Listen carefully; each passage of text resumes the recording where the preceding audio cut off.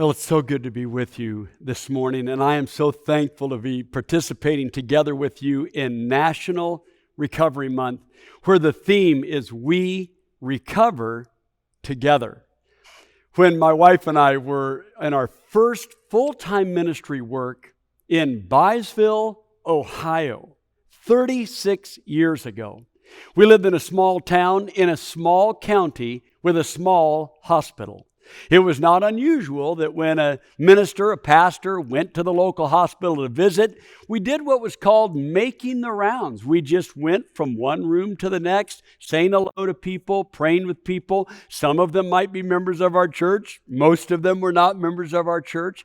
I remember one afternoon I was at the hospital visiting, and a woman, an elderly woman, was in her wheelchair in the doorway to her hospital room. She called out to me, so I went over to visit. I got over close to her and I introduced myself, and she looked right at me and she said, "Young man, you need to get me out of here." Well, this wasn't the first time that I'd been in an awkward conversation at the hospital, but she was earnest.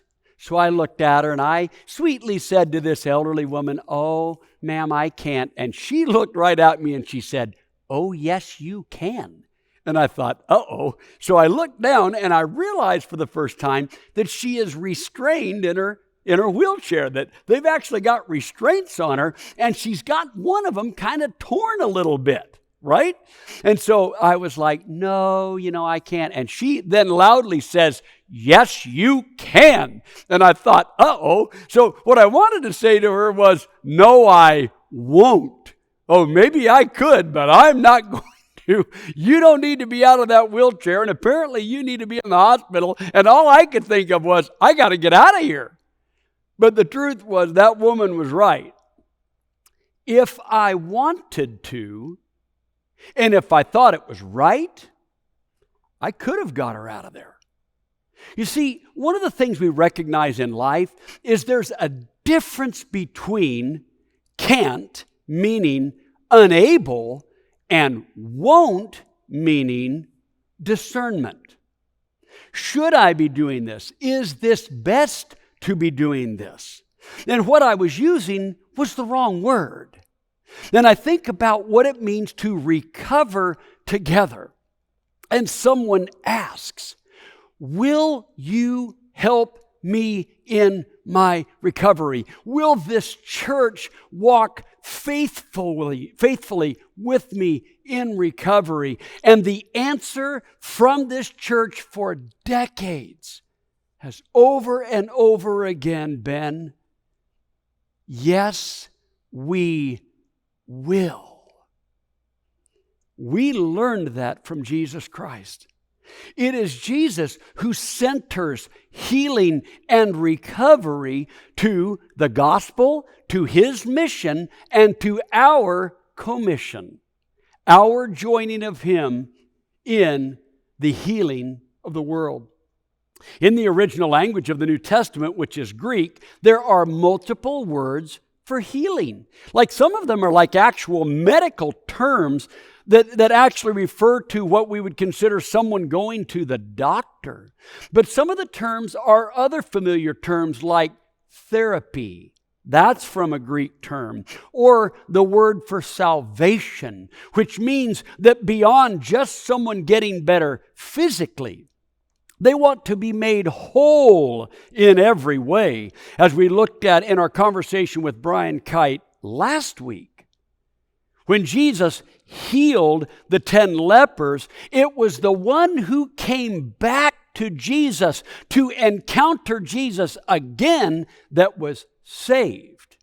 What Jesus' primary message was to the lepers is that not only are we going to heal you, but we're also going to heal the way the religious people think, so they will quit considering you as an outcast. The healing of the individual and the healing of society were both on Jesus' radar. But I want us to step into another story of recovery in Scripture today. And that's in John chapter 5. And during this message, I'm going to ask you some questions. Then I'm going to ask you to respond online in the chat, or I'm going to ask you to have conversations with the people that you're gathered with right now. So let's begin in John chapter 5, and let's read this text together. The Bible says, sometime later, Jesus went up to Jerusalem for one of the Jewish festivals. Now there is in Jerusalem, near the Sheep Gate, a pool, which in Aramaic is called Bethesda, which is surrounded by 5 covered colonnades. Here, a great number of disabled people used to lie: the lame, the blind, and the paralyzed. One who was there had been an invalid for 38 years. When Jesus saw him lying there and learned that he had been in that condition for a long time, Jesus asked him, "Do you want to get well?" "Sir," the invalid replied, "I have no one to help me into the pool when the water is stirred. While I'm trying to get in, someone else goes down ahead of me." And then Jesus said to him, "Get up, pick up your mat, and walk." And at once the man was cured. He picked up his mat and he walked. Well, the day on which this took place was the Sabbath. And so the Jewish leaders said to the man who had been healed, "It is the Sabbath. The law forbids you to carry your mat."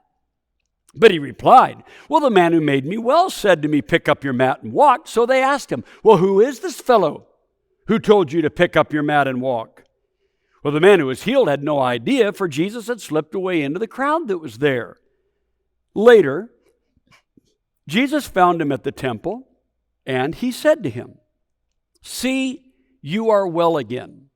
Stop sinning, or something worse may happen to you." And the man went away and told the Jewish leaders that it was Jesus who made him well. Now, what I want you to do with me is I want us to go to that pool together this morning. Now, I've been to that particular pool in Jerusalem 4 different times, and I want you to go with me. We're going to go to the northeast corner of the city, just north of the Temple Mount. And we're going to go to this large pool that's about the size of a football field. And this pool is divided in half. And the middle part is one of the 5 covered colonnades. So there's 4 sides and a divider down the middle. One side of it would kind of be like assisted living, where people could get around and they were ambulatory and they were cared for. And then there's another side where the paralyzed are. And this is the side where the priests would provide water for them to be purified, but would not go in. This is where the ill and the outcast are. So we make our way as a group and we come up onto the edge of the pool and we're following Jesus, and we wonder, well, how far is he going to go? Which side of the dividing line is Jesus going to travel? Remember last week we learned that when Jesus was on his way to heal the lepers, he was walking the dividing line between the acceptable and the unacceptable, the in-group and the outcast. And here he is again. And here we are following him again. Which way is he going to go? Well, Jesus goes to the side where the invalids are. Now, I want you to think about that word, invalid. Say it differently with me. Invalid. The invalidated. The invalid in the original language, it just literally means those who are too weak, those that are considered too weak for this or too sick for that. Their physical condition literally invalidates them in people's minds. Jesus learns that this man has been there a long time. We learn from the text 38 years. And Jesus goes up to this man. He's visiting the hospital. Jesus is making his rounds. He's not visiting someone from his home church, his home synagogue. The Bible says he learned that he had been sick a long time. This is Jesus making his rounds. He meets someone, but after he meets this man and he understands his condition, he looks right at this man and he says, "Do you want to get well?" Now, what I want you to do for a moment is in the chat box, I want you to be that man. That man that has been invalidated. That man that has been the outcast. That man who for 38 years has been paralyzed. Be that person. And either in the chat box or with the people with whom you're gathered to watch this, I want you to discuss, how might you hear that question? Do you want to get well? I'm not saying there's one answer, but how might you hear someone asking you, you who have been sick for 38 years, do you want to get well?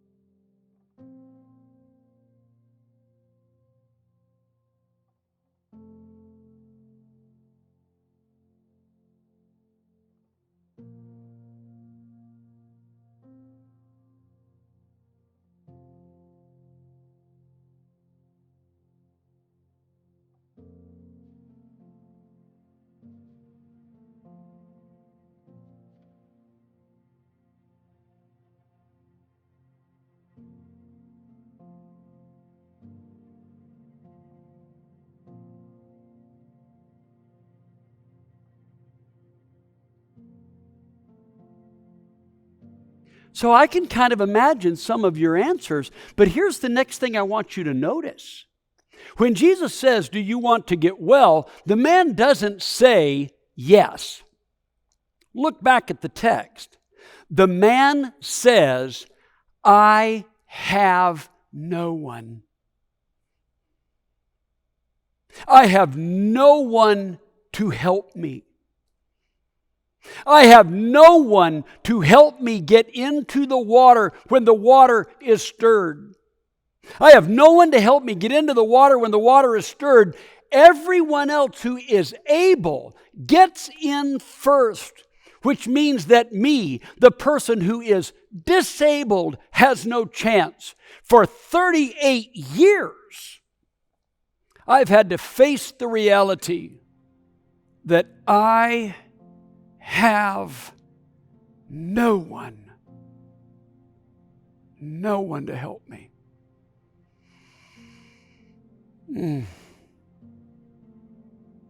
One of the things we discuss in recovery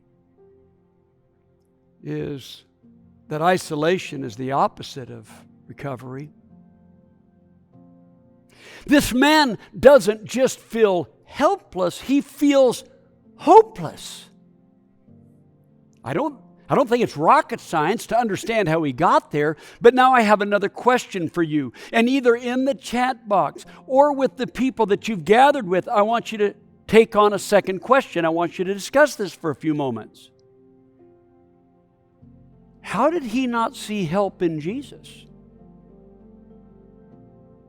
Why could he not see a helper in Jesus? Jesus says to this man, "Do you want to get well?" Jesus is standing right there. Jesus has made his way to this man. We're all standing around with Jesus. Jesus must be someone important. Jesus must be someone who's there on purpose. But this man cannot see help in Jesus. Jesus says, "Do you want to get well?" And instead of saying, "Yes, will you help me?" he looks at Jesus and says, "I have no one to help." And you all realize that includes the way he sees Jesus. Why did he not see help in Jesus? Take a moment and discuss that.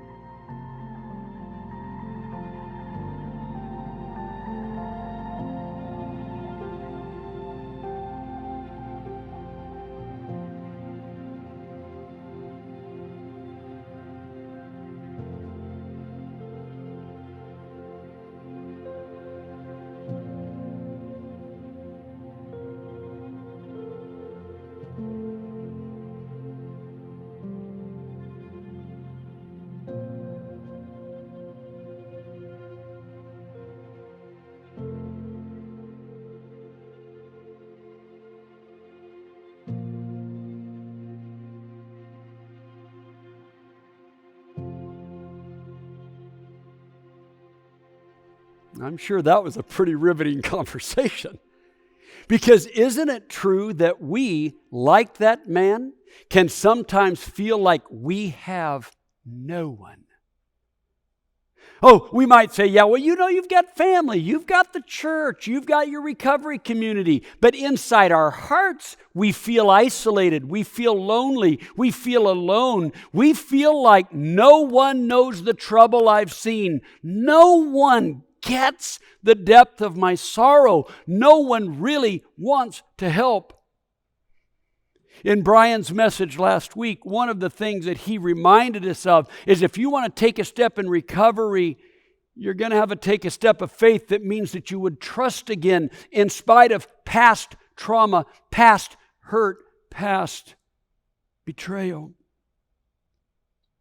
The healer of the world, the healer of the universe, the restorer of God's creation is standing right in front of this man. And this man can't see help in Jesus. He cannot say to himself yet, you know what? Up to this moment, I've had no one, but I can see I've got someone now. He could not see it. So Jesus says to this man, let me give you the opportunity to see yourself differently. You say, what? Yeah. Jesus doesn't say, you don't know who I am. Do you know how many people I've healed? Jesus does not say to this man, I am the great physician. Jesus doesn't say to this man, do you understand that I'm God in the flesh? I'm here to restore the world and restore creation. No. What Jesus realizes is until this man can see himself differently, he won't be able to see help even in Jesus. So Jesus asks this man to do 4 things that this man has not done in nearly 4 decades. 4 things that he hasn't done in 38 years. And here they are. Jesus tells the man, get up. Arise. Stand up. He tells the man, get up. He hasn't done that in 38 years. Secondly, he tells the man, pick up. Pick up your mat. Lift up your mat. But he hasn't done that in 38 years. Third, he tells the man, step up. Walk. And he hasn't walked. He hasn't stepped in 38 years. And lastly, he says, stay up. When he meets him in that temple and says, don't go back to that old way of thinking. Don't go back to your way of sinning. Jesus doesn't tell us what it was, but the man knows. Jesus says, don't go back to that old way of living, that old way of thinking, that old way of imagining yourself.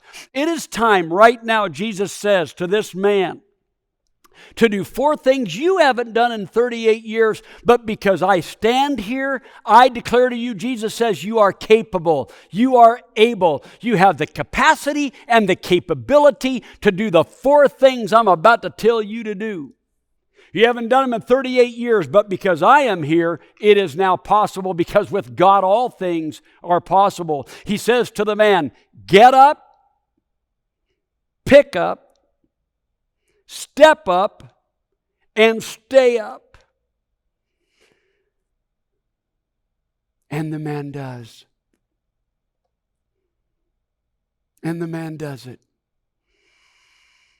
And it's not till the very end of the story that he's able to tell people who made him capable of doing it. But what does he now know? He doesn't just know that Jesus is a helper. He doesn't just realize that Jesus was a helper before he recognized that Jesus was a helper. He doesn't just realize that back when he said, I have no one, he had Jesus. He doesn't know all of that. But here's what he does know. He does know that on that day, he got up, He picked up, he stepped up, and he stayed up. And that's what he knows. You see, when we think about our own lives, our own heartache, our own difficulty, the times when we feel like we're not just helpless, we're hopeless. The times when we look at ourselves as in the outcast caste, that we're always on the outside of things, excluded and alone, where it seems like not only does no one want to help us, we feel like no one even sees us. We might even think, not even God can help me. But if God was to come right to you today and say, hey, do you want to get well? You might say, I'd love to, but I have no one to help me. And rather than being offended and God booming with a booming voice, no, I'm your helper, I'm the great physician, he might just say to you, okay, try this. Get up. Do the things you know to do. Take the steps right in front of you. That step might be to just start a prayer again for the first time in a long time. It might be to re-engage in the body of Christ for the first time in a long time. It might be to read into Scripture again, your place. That you're not an outsider to the story of God, you're an insider to the story of God. It might be to realize once again that the God who stands in front of you isn't there to condemn you for being down, but is there to give his life so that you can get up. That's the Jesus in front of you right now. And that's the church we want to be in this community. We don't want anyone in this community imagining that this church is here to remind the community of what's wrong with it. But with Jesus to step into the community and say, there's more to you than you know. You have it within you to rise up and to pick up whatever it is that feels like it's fallen and broken, and to begin your faith journey, to take some steps you haven't taken or haven't taken in a while, and through the power of God, to stay with it. I'm asking you today to believe that Jesus can restore your hope, because Jesus is here to help. You can reach out to one of the shepherds or the ministers right now if you're watching live by clicking on that prayer button, or you can go over to the chat and you can click on Next Steps of Faith. If you're not watching this live, go to lovefirst.org, scroll down to where you can see Next Steps, click on that, get connected, realize that there are people here to walk with you and people who want to help.